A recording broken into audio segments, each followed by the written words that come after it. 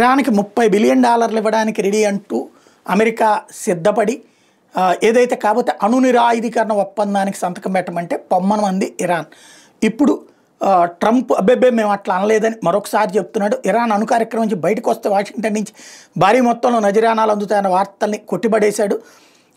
ఇరాన్కి నేను అసలు ఏ ఆఫర్ చేయడం లేదు.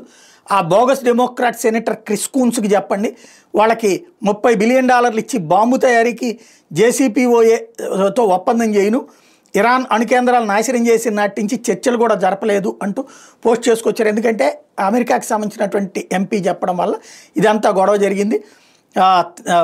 తమతో దౌత్యపరమైన చర్చలు మొదలు కావాలంటే భవిష్యత్తులో మరే దాడి చేయమని అమెరికా హామీ ఇవ్వాలంటూ ఇరాన్ విదేశాంగ శాఖ సహాయ మంత్రి మాజిద్ తఖ్త్ రావంచి తాజాగా డిమాండ్ చేసుకొస్తున్నారు. చర్చలను పునరుద్ధరించాలని ట్రంప్ కార్యవర్గం మధ్యవర్తుల ద్వారా సందేశం పంపిందని బీబీసీకి చెప్పుకొచ్చారు. జూన్లో ఇజ్రాయెల్ వైమానిక దాడులు చేపట్టిన నాటి నుంచి అమెరికా ఇరాన్ల మధ్య అణు కార్యక్రమం చర్చలు జరుగుతున్నాయని, టెల్ అవీవ్ దాడులకు టెహ్రాన్ క్షిపణులతో సమాధానం చెప్పింది కాబట్టి జూన్ 21వ తేదీనే అమెరికానే నేరుగా ఇరాన్ అణు కేంద్రాలపై దాడులు చేసి ప్రత్యక్షంగా యుద్ధంలోకి దిగింది. అందుకని మేము అమెరికా మాట నమ్మము.